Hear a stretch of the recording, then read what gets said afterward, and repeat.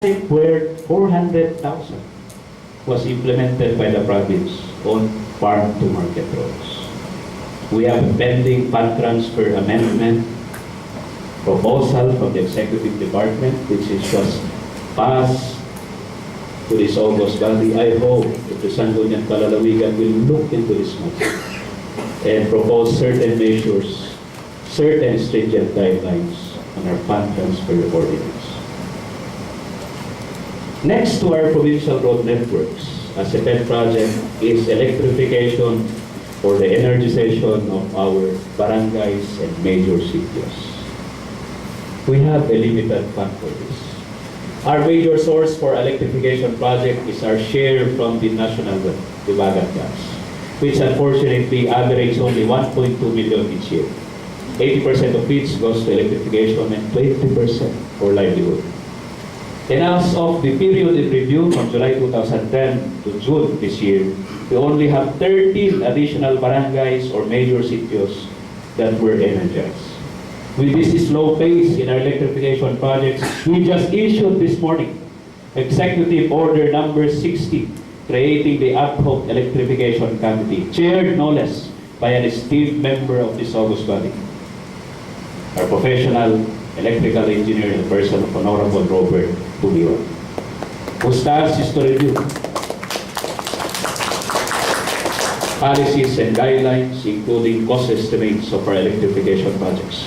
I'm hoping that from this day forwards, our electrification projects will move on smoothly. And hopefully, upon recommendation of the ad hoc committee, we can allot bigger funding for these programs. Also, it's worth mentioning, although this is a collective effort of previous governors, the Ambangal Mini Hydro Power Plant was first conceived and entered into by the late Governor Ben Capolman. This was constructed under the time of Honorable Teddy Maguila, now our congressman. We are fortunate that when our time came, it was collection time. It was us who got the certificate of compliance, courtesy of our provincial legal officer. It was us who had our ESA, Energy Sales Agreement, approved by the Energy Regulation Commission. And during the Godan, we had a ceremonial first payment by IFELCO to the tune of 4.11 billion. The municipality of Kiamay is a beneficiary of this. Don't worry, for the other municipalities, we have an ongoing feasibility study on another possible mini hydro, the Liquid Mini Hydro Power Plant, located at Halyang, Asipuro, the youngest town of our province. And take note of this, we are the only provincial government, or LGU for that matter, operating our own mini hydro. Congratulations, everyone. A special mention of our plant manager, our PPDC, Engineer Carmel Balitang. Next to it, let's not forget that we are an agro-tourism province. So let's not forget our irrigations and our CIS. Here is again another point worth mentioning. Of the 89 projects on CIS and irrigation for the period in review, amounting to 5.57 million, 100% of this was fund transferred to our lower LGUs.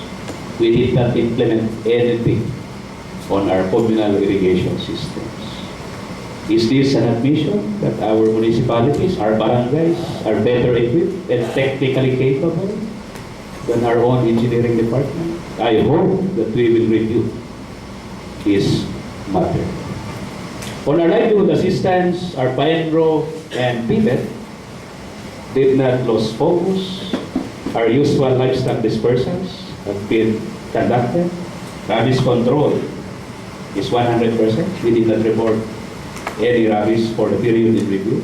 Artificial insemination have been conducted. Selling of seedlings, potting of different fruit trees in our nurseries have been ongoing.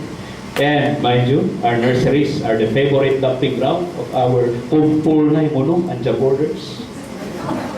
So that when they apply, kalau na kumpulna, dahil pagkarga niya, nursery sir. Yeah, your favorite, nursery sir.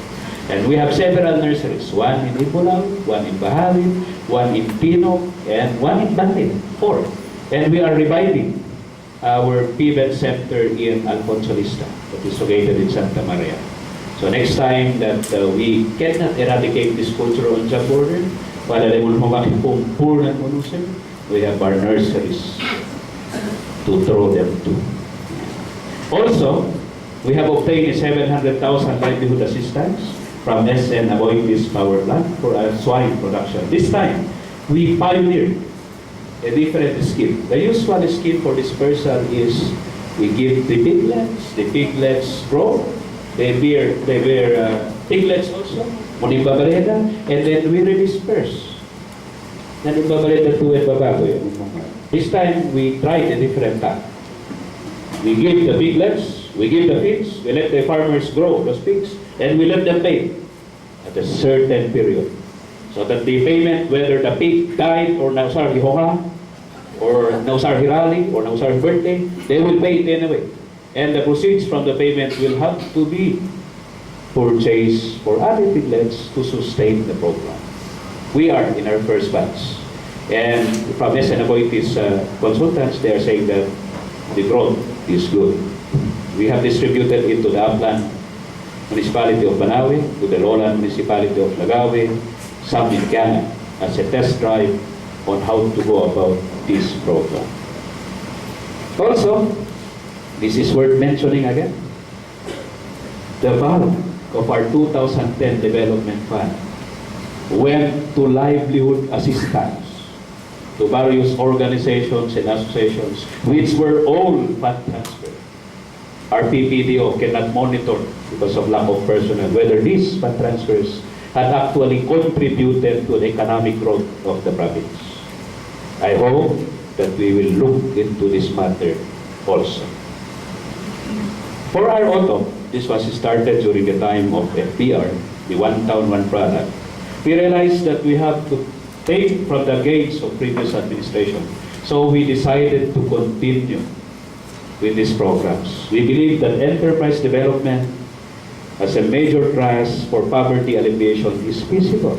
After all, we always believe that we are an agro-tourism province.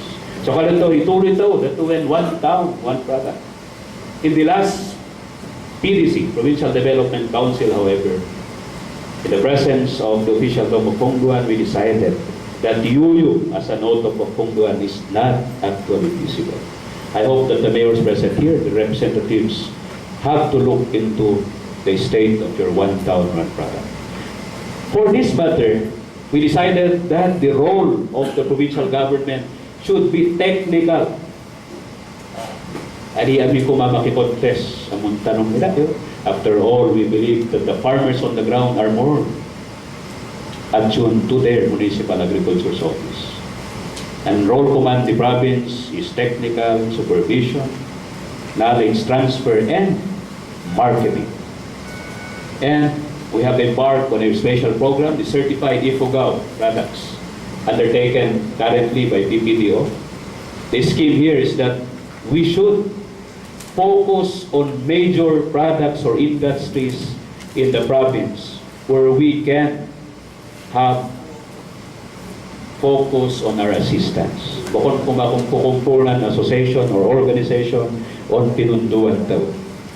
The Department of Trade and Industry is currently helping us on this program, the Certified IFOGAW products. I hope that before the year ends, we are way short of our timetable. This is supposed to be launched last Kotak. Unfortunately, we have not met yet because the ad hoc committee has a very stringent criteria. But I hope that before the year ends, we shall pioneer the purchase of products certified as IFOGAW. We have allotted a meager sum of 300,000 under merchandise inventory under the Office of the Governor for this endeavor. Lately, it's worth mentioning that we have obtained a 1 million livelihood assistance fund from the office of our very own Congressman Terry Bagila. This will be implemented care of our PNRO. The funds are already in our coffers. Bilbilaan niya talaga ni Judge. Ano nga palapat yan? We welcome the members of this August body, the Honorable Jojo Odan and Honorable Samson Atuna. At ayun ganun, di district to, so medyo naduloy na kasi. Kamarungan. Pag-usapan natin yan. Relax muna kayo kasi. Anyway, to our board members, this is the concept of our zona. The Ifugao style. And then, ka naman eh. Kalau natin ulitawan po ka. Magyan mo mamala ng kung istorya daw narpas di kasar. At hindi ano. So, ano ni Buhat at Tuntaw, instead of delivering a discourse or Shakespearean play, I decided to just talk to him as the father of the province. And let us look into the realities of the provincial government and the province as a whole. So let's continue. Back to our auto. Lately, we had adopted 2 provincial autos, or 1 town, 1 product. 1 province mo gana, opo mo, tipo pangit mo ta. And these are Tinawon, our own native rice and coffee. This is in line with the agro-tourism potential of our province. Tinawon had been there. This is actually the byproduct of our Ifugao rice terraces. The significant infrastructure, if you may call it that, that had made us known worldwide. So, no makaan ng Tinawon, which is the product of the rice terraces, necessarily, that there will be no rice terraces. Baka mong balik mo ito ay marijuana terraces. Sabi ni Board Member Ricky, rosas na lang. So, cash crop. Yeah. Cut flower terraces. Pwede ba yun? Sa atin? Okay. Ito naman coffee. Why did coffee enter the picture? Coffee entered the picture because this was chosen as the convergence crop of the province. We were the first to hit the call of President Pinoy to have a provincial convergence of our line agencies, the TA, TNR, and DAR. In the province of Ifugao, we included DTI in our convergence agencies. Why? Because we believe that marketing is an integral part of production. Since coffee is the product that was chosen in the regional convergence, we chose it also in the provincial convergence initiative as our convergence product. And lately, we issued Executive Order number 50, creating the Provincial Action Group, adopting coffee also as the major plan to sustain and support the national greening program of the present administration of Pinoy. At the time ko ini-issue ni Apo Presidente Apo, Executive Order number 26, mandating us to plant 1 billion trees until 2016, until the end of his term. It's a tall order, but I believe that with us supporting each other, we can achieve this, if only, even if it's only in the province of Ifugao. So coffee will be our major crop, apart from other crops, of course. And then it's worth mentioning also that we have issued Executive Order number 54, creating the Ifugao Coffee Board, consisting of our line agencies, our implementing NGAs, actual coffee growers, and CSOs, or civil society organizations. It is chaired by our very own provincial agriculturists. Then, to the mayors present, we will try to maximize our perennial festivities, our gotats, our victory days. Aminin ko ba na araramidan tayo, Timon Munisipyo in the provincia? We will institutionalize trade fairs, or agro fairs for that matter, to highlight our autos, to highlight our products. And we are happy to announce that in our last gotat, last June of this year, we had a gross sales from our agro fairs of 1.38 million. There is also an emerging trend on organic farming, and I would like to have a special mention of this, because I believe that this is being spearheaded by a member of this august body, the SP Committee on Agriculture, Environment, and Natural Resources, the Honorable Samson Atluna. We will be supportive of this program. I know that is being launched currently in the 4 municipalities of District 2. This will also augment and complement our solid waste management programs. Lately, we had convened the Provincial Solid Waste Management Board to look into our waste problems. And this organic farming will complement this problem. Why? Because in organic farming, all those na nabubulok, tama ba yun, Honorable Samson? All those which are biodegradable can be converted as organic fertilizers. Let us support